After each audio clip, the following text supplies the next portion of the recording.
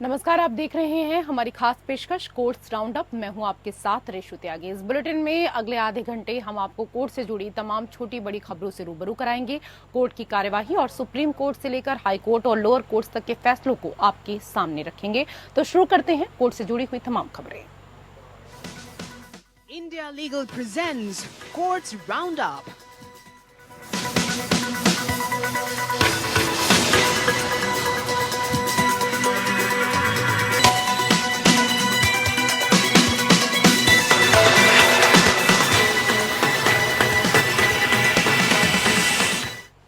Supreme court में NEET UG विवाद पर ग्रेस मार्क्स से जुड़ी याचिका पर सुनवाई हुई।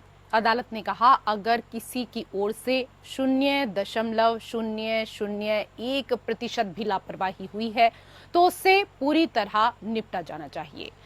बच्चों ने परीक्षा की तैयारी की है, हम उनकी मेहनत को नहीं भूल सकते हैं। बेंच ने सरकार और एनटीए से यह भी कहा कि कल्पना कीजिए कि सिस्टम के साथ धोखाधड़ी करने वाला व्यक्ति डॉक्टर बन जाता है, वो समाज के लिए और भी ज्यादा खतरनाक है। इससे पहले 2015 में सुप्रीम कोर्ट ने इस तरह की टिप्पणी कर all India pre medical test की परीक्षा रद्द की थी। तब कोर्ट का कहना था कि एक भी फर्जी डॉक्टर बनता है तो पूरी परीक्षा रद्द होनी चाहिए।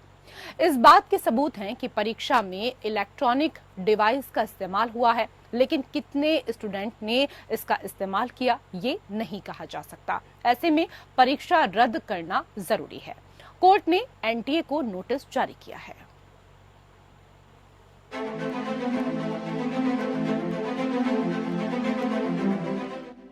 नीट परीक्षा को रद्द करने की मांग को लेकर शिक्षाविद नितिन विजय और अन्य याचिका पर सुप्रीम कोर्ट में सुनवाई के बाद सुप्रीम कोर्ट ने याचिका पर एनटीए को नोटिस जारी किया है।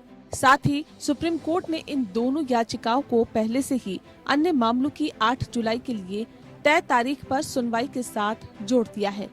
सुप्रीम कोर्ट में जस्टिस विक्रम नाथ की अध्यक्षता वाली बेंच में सुनवाई के दौरान अहम टिप्पणी करते हुए कहा, अगर 0.1 के बराबर भी कोई खामी पाई गई तो हम सख्ती से निपटेंगे। कोर्ट ने कहा कि हम छात्रों की परीक्षा की तैयारी को लेकर की जाने वाली मेहनत को समझते हैं। कोर्ट ने साथ ही परीक्षा करने वाली संस्था एनटीए से कहा कि वो छात्रों की शिकायत को नजरअंदाज न करे और अगर एग्जाम में वाकई कोई गलती हुई है तो उसे समय रहते हुए सुधारा जाए। इस मामले में याचिकाकर्ता नितिन विजय का कहना है कि 20,000 छात्रों ने नीट परीक्षा में गड़बड़ी को लेकर चलाए जा रहे डिजिटल सत्याग्रह के तहत अपनी शिकायत दी है। याचिका में पेपर लीक और गड़बड़ी का हवाला देते हुए पूरी परीक्षा रद्द कर नए सिरे से परीक्षा किए जाने की मांग की गई है। नीट मामले में सुप्रीम कोर्ट ने और सख्त रुख दिखाते हुए केंद्र और एनटीए को चेताया है। पीठ ने कहा कि इस पूरे मामले में जांच के बाद किसी की ओर से 0.001% लापरवाही भी हुई है तो उससे पूरी तरह से सख्ती से निपटा जाना चाहिए। कोर्ट ने एनटीए से कहा है कि वो छात्रों की शिकायत को नजरअंदाज न करें। अगर एग्जाम में वाकई कोई गलती हुई है तो उसे समय रहते ही सुधारा जाए। नीट यूजी परीक्षा में कथित पेपर लीक और अन्य कई गड़बड़ियों को लेकर शिक्षाविद नितिन विजय समेत दूसरी याचिकाओं पर सुप्रीम कोर्ट ने सुनवाई की। जस्टिस विक्रम नाथ और जस्टिस SVN भट्टी की पीठ ने सुनवाई के दौरान कहा कि हम परीक्षा के लिए छात्रों की मेहनत को समझते हैं। बच्चों ने परीक्षा की जी जान से तैयारी की है, हम उनकी मेहनत को दरकिनार नहीं कर सकते। सरकार और एनटीए इन याचिकाओं को प्रतिकूल मुकदमे के तौर पर न ले, बल्कि जुलाई को एनटीए और सरकार पूरी तैयारी के साथ आए। सुनवाई के दौरान कोर्ट ने अहम टिप्पणी करते हुए कहा कि अगर सिस्टम में 0.01% भी किसी की खामी पाई गई तो हम उससे सख्ती से निपटेंगे। इसके बाद पीठ ने नई याचिकाओं पर भी केंद्र और एनटीए को नोटिस जारी कर 2 हफ्ते में जवाब मांगा। अब 8 जुलाई को मुख्य याचिका के साथ सुनवाई होगी।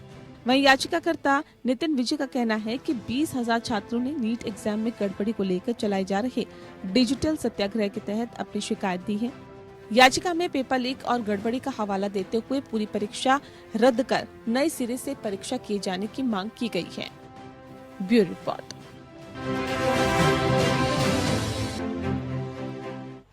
और उधर सुप्रीम कोर्ट कानून के महत्वपूर्ण प्रश्न पर विचार करने के लिए तैयार है कि क्या धारा 167 खंड 2 सीआरपीसी के तहत अभियुक्त को डिफॉल्ट जमानत देने वाले आदेश के खिलाफ दंड प्रक्रिया संहिता 1973 की धारा 397 के तहत संशोधन बनाए रखने योग्य होगा। जस्टिस संजय कुमार और जस्टिस ऑगस्टीन जॉर्ज मसीह की वेकेशन बेंच ने इस प्रश्न को तैयार किया क्योंकि सुप्रीम कोर्ट ने इस मुद्दे पर कभी विचार नहीं किया।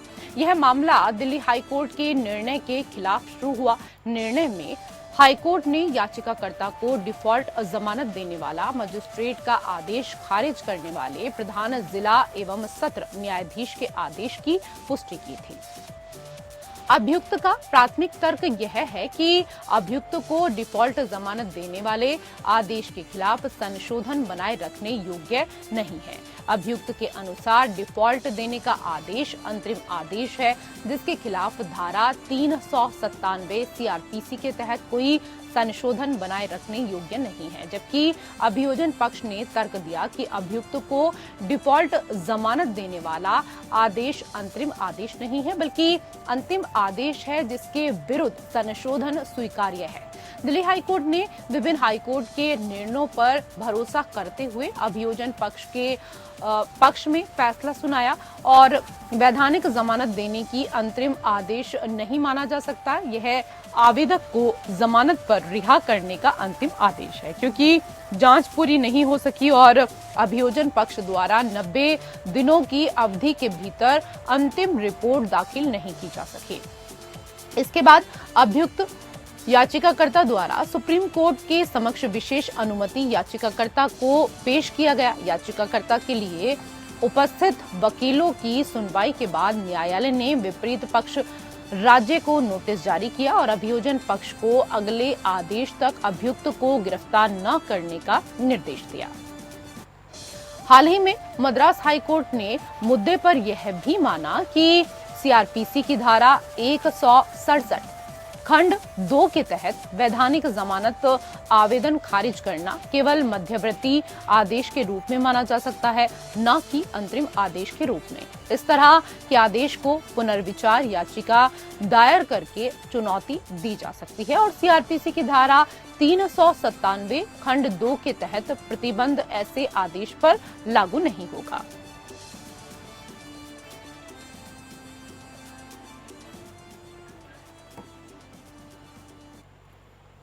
उधर राजस्थान हाईकोर्ट में जस्टिस समीर जैन की पीठ ने दोहराया कि दिव्यांग व्यक्ति समान अवसर अधिकारों का संरक्षण और पूर्ण भागीदारी अधिनियम 1995 के तहत आयुक्त को किसी कर्मचारी की सेवा निवृत्ति पर रोक लगाने के लिए अंतरिम निर्देश पारित करने का अधिकार नहीं है। न्यायालय राजस्थान लोक सेवा आयुक्त द्वारा दायर याचिका पर सुनवाई कर रहा था, जिसमें दिव्यांगता अधिनियम के तहत आयुक्त द्वारा पारित आदेश इस आधार पर रद्द करने का निर्देश देने की मांग की गई कि आयुक्त के पास ऐसे आदेश पारित करने का कोई अधिकार नहीं है। याचिकाकर्ताओं के वकील ने तर्क दिया कि वर्तमान मामले के तथ्य राजस्थान हाईकोर्ट के राजस्थान लोक सेवा आयोग बनाम रामनिवास और सुप्रीम कोर्ट के स्टेट बैंक ऑफ पटियाला एवं अन्य बनाम विनेश कुमार भसीन के मामले के समान है। बाद के मामले में प्रतिवादी बैंक में कार्यरत दिव्यांग व्यक्ति है जो बैंक के सेवा नियमों के अनुसार 30 वर्ष की सेवा पूरी करने के कारण रिटायर हो रहा है। वह बैंक द्वारा तैयार की गई एग्जिट ऑप्शन स्कीम के तहत रिटायर होना चाहता है। हालांकि कुछ वैध कारणों से उसका अनुरोध स्वीकार नहीं किया गया। इसके अनुसार कर्मचारी ने दिव्यांग व्यक्तियों के लिए मुख्य आयुक्त के समक्ष शिकायत दर्ज कराई, जिसमें तर्क दिया गया कि योजना के तहत रिटायरमेंट के उसके अनुरोध को स्वीकार न करके बैंक ने उसकी दिव्यांगता के कारण उसके साथ भेदभाव किया। बैंक को कारण बताओ नोटिस जारी किया गया और आयुक्त द्वारा जारी अंतरिम निर्देशों के माध्यम से कर्मचारी की रिटायरमेंट पर रोक लगा दी गई। सुप्रीम कोर्ट ने इन अंतरिम निर्देशों को खारिज किया और कहा कि कर्मचारी की शिकायत का उसके दिव्यांग होने से कोई संबंध नहीं है। आयुक्त ने इस तथ्य की अनदेखी की कि रिटायरमेंट सेवा पूरी होने पर हुई और कर्मचारी को सभी सेवानिवृत्ति लाभ दिए गए। केरल हाईकोर्ट ने विधायक मैथ्यू कुजाल नादन द्वारा दायर पुनर्विचार याचिका में मुख्यमंत्री पिनाराई विजयन, बेटी बीना और अन्य प्रतिवादियों को नोटिस जारी किया है। याचिका में Cochin minerals and rutile limited या CMRL और बीना की कंपनी के बीच कथित अवैध वित्तीय लेन देन की सतर्कता जांच की मांग करने वाली उनकी शिकायत को खारिज किए जाने के खिलाफ याचिका दायर की गई। विशेष न्यायाधीश सतर्कता ने 6 मई को शिकायत को खारिज किया था। जस्टिस के बाबू ने सभी प्रतिवादियों को नोटिस जारी किया और मामले की सुनवाई 7 जुलाई को तय की। विधायक मैथ्यू ए कुजाल नादन ने तर्क दिया कि भ्रष्टाचार निवारण अधिनियम के तहत कार्रवाई की मांग करने वाली उनकी शिकायत को शुरू में ही खारिज नहीं किया जाना चाहिए। उन्होंने कहा कि उनसे पूरी तरह से जांच करने या अपनी शिकायत में उस अपराध के सभी तत्वों को शब्दशः दोहराने की उम्मीद नहीं की गई जिसका वो आरोप लगा रहे हैं। विशेष न्यायाधीश ने शिकायत को खारिज करने से पहले सरकारी वकील से रिपोर्ट मांगी। याचिकाकर्ता का कहना है कि न्यायाधीश को इस स्तर पर लघु परीक्षण नहीं करना चाहिए। अपनी शिकायत में विधायक ने आरोप लगाया कि CMRL ने सीएम से अनुग्रह प्राप्त करने और कंपनी के सुचारू संचालन के लिए एक्सालॉजिक सॉल्यूशंस एंड और बीना थाई कंडियल को कुछ फर्जी भुगतान किए।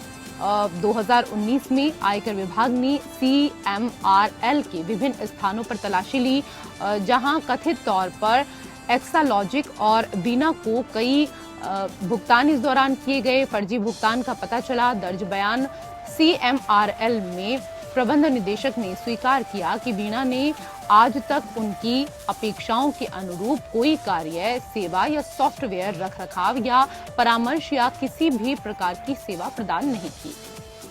तलाशी के दौरान CMRL के मुख्य वित्तीय अधिकारी ने कहा कि विभिन्न राजनीतिक दलों, मीडिया हाउस, पुलिस आदि के सदस्यों, कार्यकर्ताओं को उनके व्यवसाय को सुचारू रूप से चलाने के लिए कुछ भुगतान किए गए।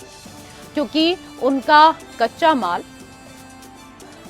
इल्मेनाइट PSU द्वारा खनन किया जाता है, इसके विपरीत पारिस्थितिकी के लिहाज से संवेदनशील क्षेत्र में 3 साल तक भारी खनन से पारिस्थितिकी तंत्र पर प्रतिकूल प्रभाव पड़ सकता है। आवेदन पर पुनर्विचार करने पर कलेक्टर द्वारा छूट के लिए आवेदन खारिज कर दिया गया। विशेष न्यायाधीश ने कहा कि यह आरोप कि मुख्यमंत्री ने खनन पट्टों को रद्द करने में देरी के लिए अटॉर्नी जनरल की राय मांगी जो बेबुनियाद है।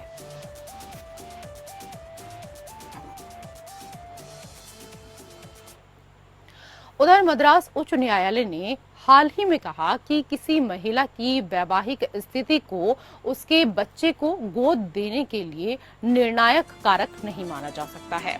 13 जून को पारित आदेश में मदुरै पीठ के न्यायमूर्ति GR स्वामीनाथन ने कहा कि एक महिला जो अपने जैविक बच्चे की एकमात्र अभिभावक है को उसकी वैवाहिक स्थिति पर ध्यान दिए बिना हिंदू दत्तक ग्रहण और भरण पोषण अधिनियम 1956 के तहत अपने बच्चे को गोद देने में सक्षम माना जाना चाहिए। न्यायमूर्ति स्वामीनाथन ने उप रजिस्ट्रार द्वारा जनवरी 2022 में पारित आदेश को रद्द कर दिया, जिन्होंने 3 साल के बच्चे के गोद लेने के दस्तावेज को पंजीकृत करने से इनकार कर दिया था। यह देखते हुए कि बच्चा एक अवैध संबंध से पैदा हुआ था और जैविक मां नाबालिग थी जब उसने 2021 में बच्चे को गोद दिया था। हालांकि जब तक गोद लेने का काम पूरा हुआ और दत्तक माता पिता की सहमति प्राप्त हुई तब तक जैविक मां वयस्क हो चुकी थी। अधिकारियों ने कहा कि जैविक मां अविवाहित थी और उसने बच्चे के जैविक पिता की सहमति नहीं ली थी। हालांकि अदालत ने इस तरह की दलील को खारिज कर दिया और कहा कि अधिकारियों द्वारा गोद लेने के काम को पंजीकृत करने से इनकार करना उनकी पितृसत्तात्मक मानसिकता को दर्शाता है। उच्च न्यायालय ने कहा, विवादित अस्वीकृति जांच पर्ची में दिया गया कारण पंजीकृत अधिकारी की पितृसत्तात्मक मानसिकता को दर्शाता है। न्यायालय ने कहा कि अधिनियम की धारा 9 खंड 2 के प्रावधान केवल तभी लागू होंगे जब पिता बच्चे पर पितृत्व का दावा करने के लिए मौजूद हो। वर्तमान मामले में न्यायालय ने पाया कि बच्चे के जैविक पिता की पहचान भी नहीं की गई है। इसने पक्षों को पंजीकरण दस्तावेज पंजीकरण प्राधिकारी के समक्ष प्रस्तुत करने का निर्देश दिया और बाद वाले को निर्देश दिया कि जब तक पक्षों द्वारा अन्य सभी औपचारिकताएं पूरी नहीं कर ली जाती तब तक वो दत्तक विलेख को पंजीकृत करें।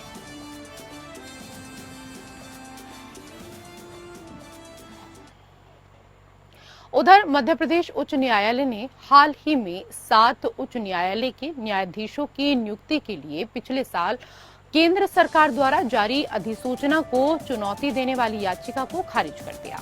कार्यवाहक मुख्य न्यायाधीश शील नागू और न्यायमूर्ति अमरनाथ की खंडपीठ ने याचिका को समय से पहले ही खारिज कर दिया और कहा कि प्रार्थना स्वीकार नहीं की जा सकती। अदालत ने कहा, इस न्यायालय को इस बात में कोई संदेह नहीं है कि याचिकाकर्ता द्वारा मांगी गई राहत नहीं दी जा सकती और इसलिए याचिका को समय से पहले ही खारिज किया जा सकता है। अधिवक्ता मारुति सोंधिया द्वारा दायर याचिका में नवंबर 2023 में विधि एवं न्याय मंत्रालय के न्याय विभाग द्वारा न्यायमूर्ति विनय सराफ, विवेक जैन, राजेंद्र कुमार वाणी, प्रमोद कुमार अग्रवाल, विनोद कुमार द्विवेदी, न्यायमूर्ति देवनारायण मिश्रा और गजेंद्र सिंह को उच्च न्यायालय के न्यायाधीश के रूप में नियुक्त करने के लिए जारी अधिसूचना को चुनौती दी गई। सोंधिया ने निम्नलिखित आधारों पर चुनौती दी थी। उच्च न्यायालय में 10 साल की वकालत पूरी करने के बावजूद सोंधिया उच्च न्यायालय के न्यायाधीश के रूप में नियुक्ति के लिए विचार नहीं किया गया। 7 न्यायाधीशों की नियुक्ति से पहले कोई विज्ञापन जारी नहीं किया गया था। अनुसूचित जाति, अनुसूचित जनजाति, अन्य पिछड़ा वर्ग या आर्थिक रूप से कमजोर वर्गों के किसी भी उम्मीदवार पर विचार नहीं किया गया, जिससे बेंच पर सभी श्रेणियों का प्रतिनिधित्व नहीं हो पाया। न केवल कॉलेजियम के सदस्यों में बल्कि नियुक्त न्यायाधीशों में भी अगड़े वर्ग का अधिक प्रतिनिधित्व है। न्यायालय ने कहा कि संविधान के अनुच्छेद 217 में कहा गया है कि कम से कम 10 साल की प्रैक्टिस वालों अधिवक्ताओं को उच्च न्यायालय का न्यायाधीश बनाया जा सकता है। हालांकि न्यायालय ने कहा कि इसका यह मतलब नहीं है कि उच्च न्यायालय में कम से कम 10 साल या उससे अधिक समय तक प्रैक्टिस करने वाले सभी अधिवक्ताओं पर उच्च न्यायालय या सर्वोच्च न्यायालय के कॉलेजियम द्वारा विचार किया जाना चाहिए। इसके बाद न्यायालय ने कॉलेजियम की उत्पत्ति पर गौर किया और पाया कि सुप्रीम कोर्ट द्वारा कई निर्णयों में न्यायाधीश द्वारा बनाए गए कानून के तहत उच्च न्यायालय के न्यायाधीश की नियुक्ति के लिए इसे ही मुख्य चयन निकाय के रूप में मान्यता दी गई। न्यायिक रिक्तियों को भरने के लिए विज्ञापन की कमी के बारे में तर्क पर न्यायालय ने टिप्पणी की कि याचिकाकर्ता को यह गलतफहमी है कि उच्च न्यायालय के न्यायाधीश का पद कार्यपालिका के अधीन एक सिविल पद के समान है।